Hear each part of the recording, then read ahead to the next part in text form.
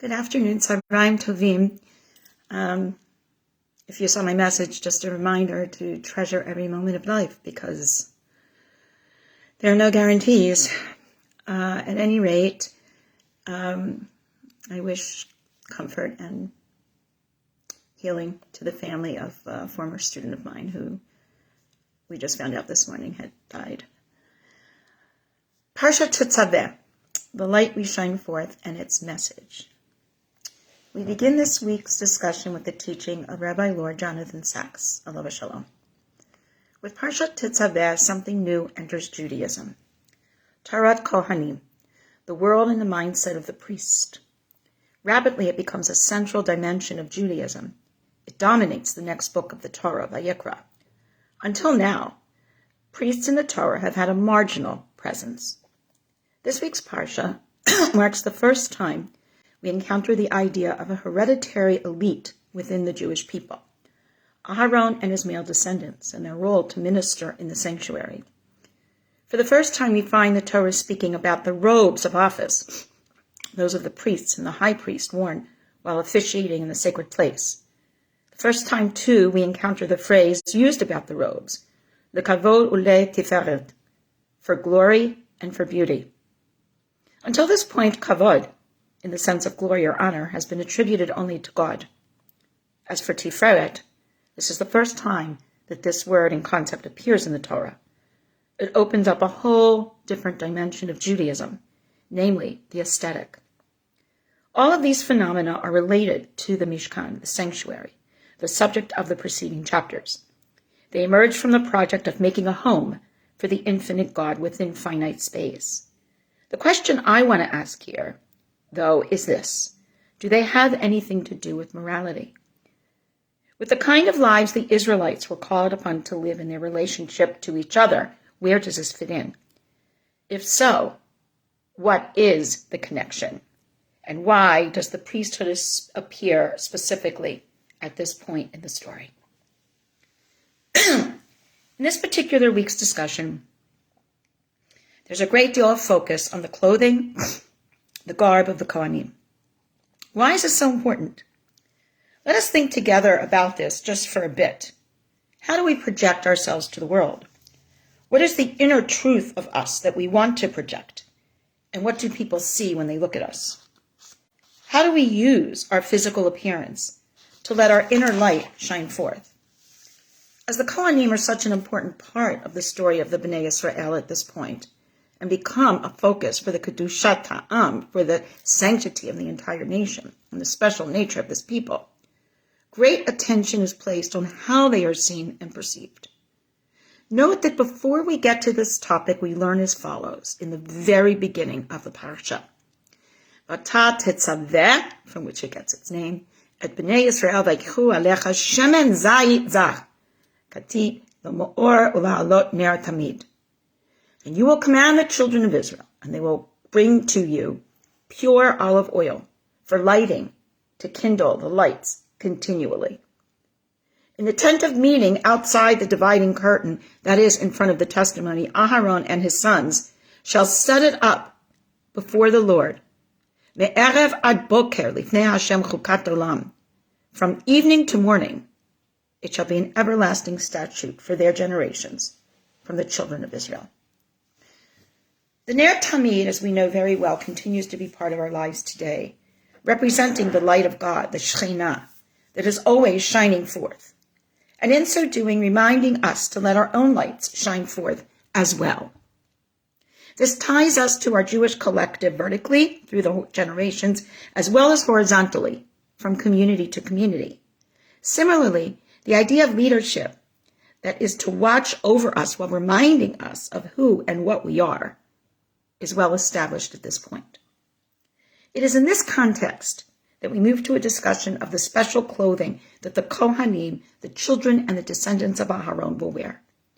When they were in the Mishkan performing their services, such as bringing a sacrifice or lighting the menorah or taking the Mishkan down and putting it back up again. Remember, it was a traveling building, so everything had to be constructed, deconstructed. They had to wear special clothing. These items of clothing were the ketonet, a linen shirt. Michnasayim, the pants made of linen. A mitznefet, or mikba'at, a hat or a cap. Avnat, a long sash, wound around the waist. In addition, the Kohen HaGadol, the high priest, who did the most important work, the first one being Aharon, had to wear 4 extra garments. The ephod, a sort of fancy apron made of blue, purple, and red dyed wool, linen, and gold thread. The choshen, a very special garment which was worn on the chest, containing 12 precious stones inscribed with the names of the 12 tribes of Israel, linking him symbolically with each and every person of the Bnei Yisrael, reminding him that he was accountable to all of them, and they to him. The me'il, a cloak of blue wool with gold bells and pomegranates hanging from the bottom. And finally the tzitz, a golden plate worn on the forehead like a band with the words Kadosh Ladoshem, holy to God, engraved on it. After these details are provided for how the Kohanim are to appear, God then tells Moshe how to formally initiate Aharon and his sons as Kohanim. Only then will they officially be Kohanim and begin their service in the Mishkan. From here on out, all their children will be Kohanim forever, until today.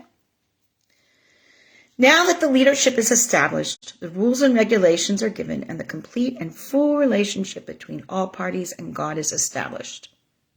And then the Parshat ends with instructions on how to build the golden altar. Now that all pieces are in place for this entity to continue and assume a lasting presence, we are ready to move on.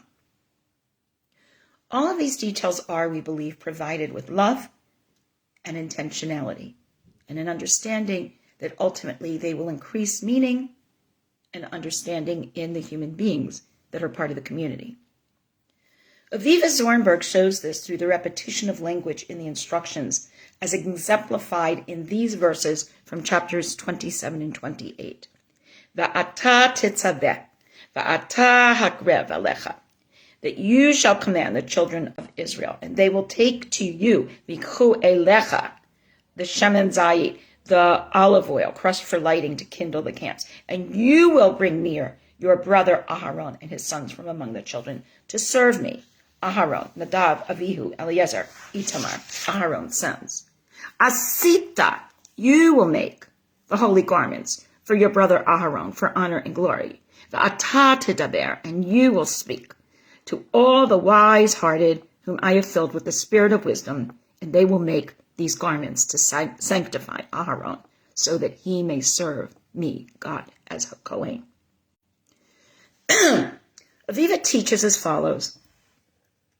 And remember, the title of this parasha, Tetzaveh, you shall command. The redundant pronoun in v'ahata, as for you, substitutes for the more usual imperative form tzav, instruct, or the simple future form tetzaveh, you shall instruct. Such an insistent, abrupt focus on Moshe has aroused much discussion among the traditional commentators of the Torah.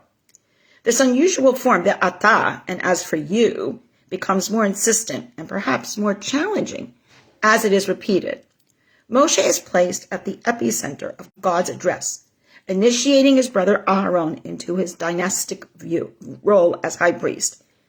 Paradoxically, Moshe is to assume a direct responsibility in this area that is not his own. Implicitly, enigmatically, it is Moshe who represents the dynamic out of which the priestly function takes its vital force. The larger context of the enigma reveals an additional complication. This parasha, which is concerned with priesthood, its function, its inaugural processes, the leadership role it will take on, does not mention Moshe's name once.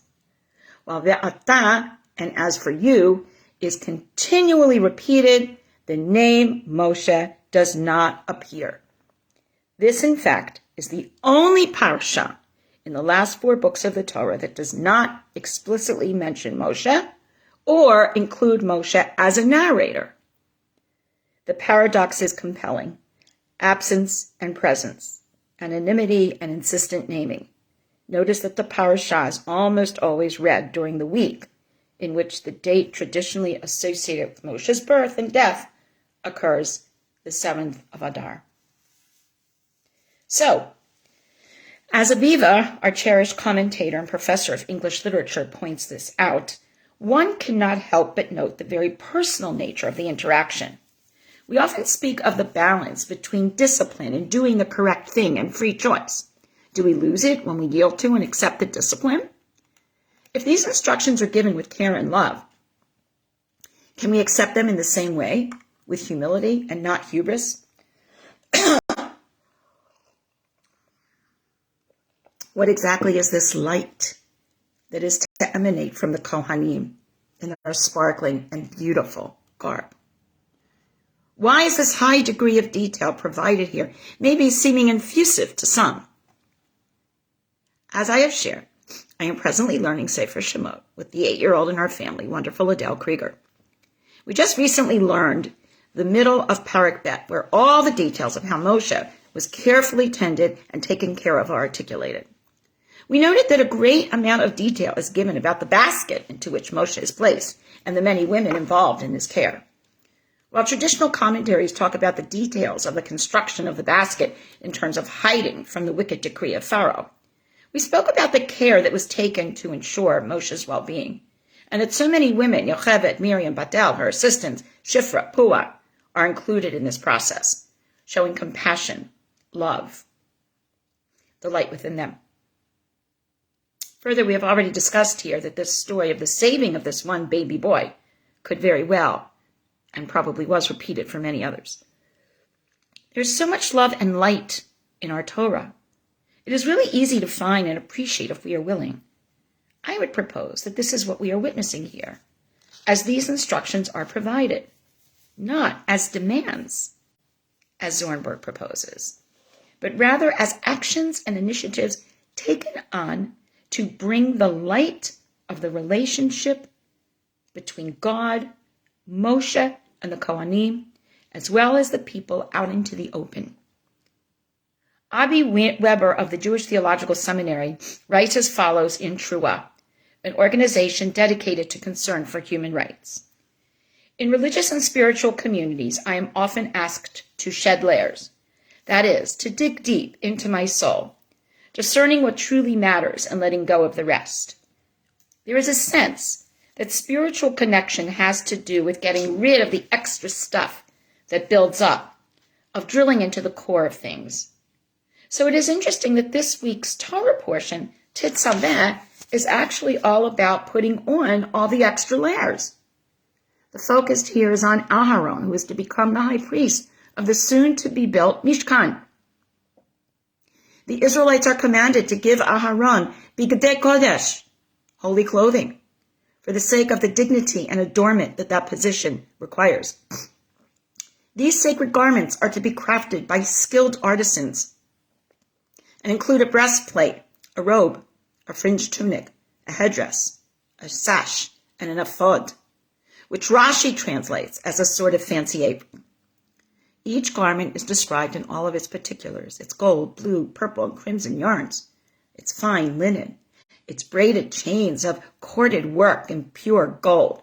It is clear that these are not simple frocks. Rather, these special garments convey meaning, extending far beyond the person wearing them.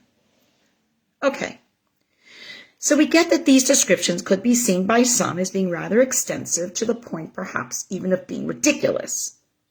Further, given where the Bnei Yisrael are now, is this really so worthy of the detail and space given to it? I get that perspective, but again, let's look for the light that is really shining here.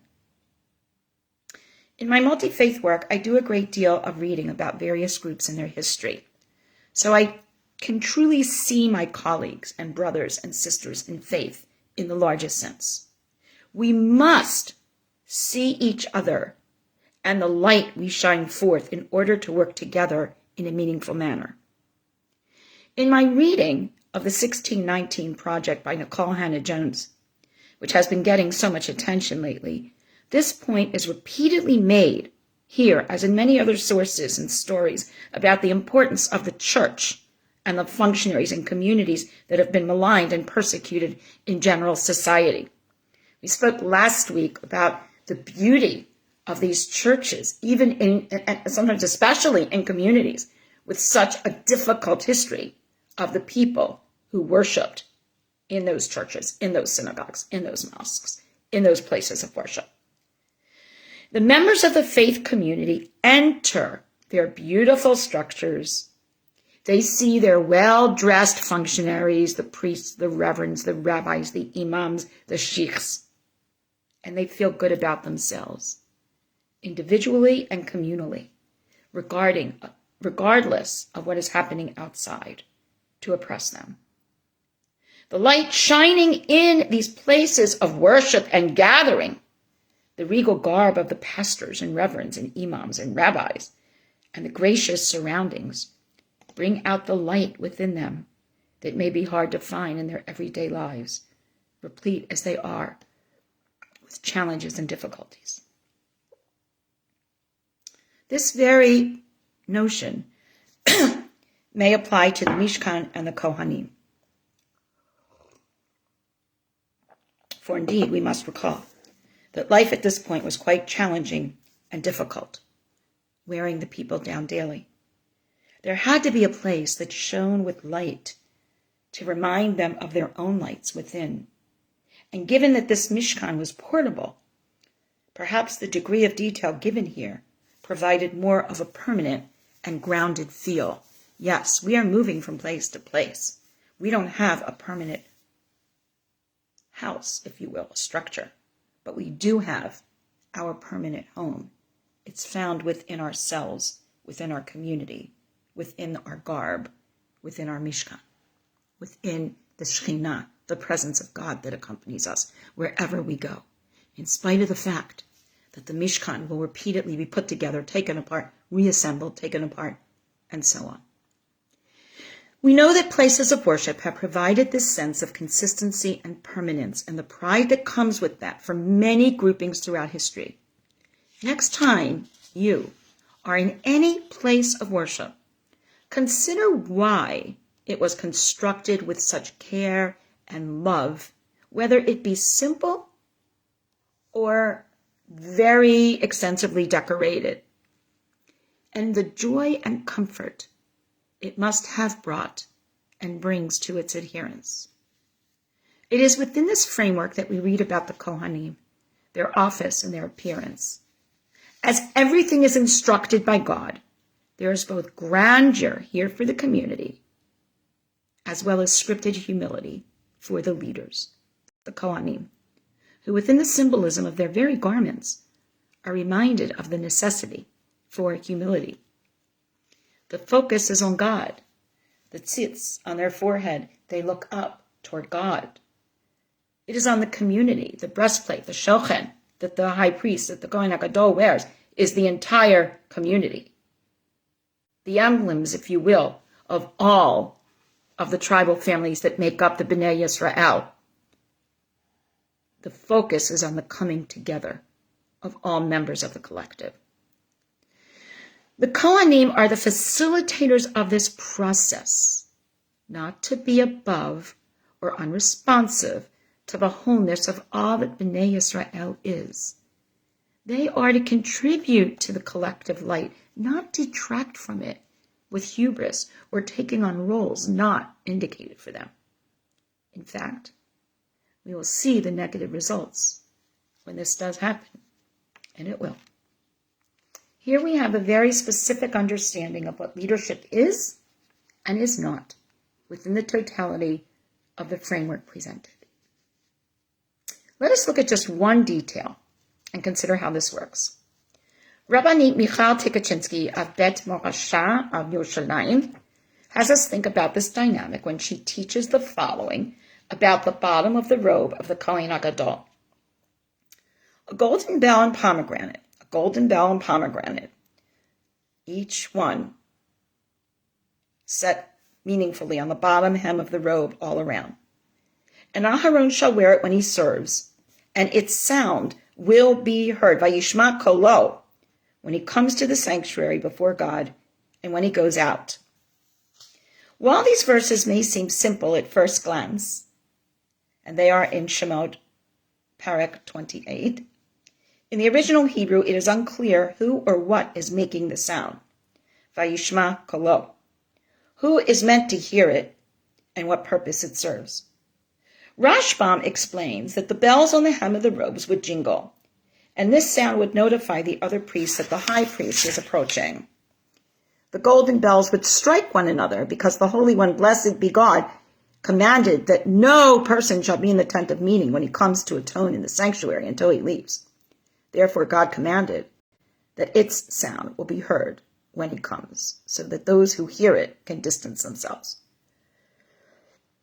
According to Rashbam, the bells serve a purely functional purpose. They are like the warning bells of motion sensors so that the other priests know when to clear the area.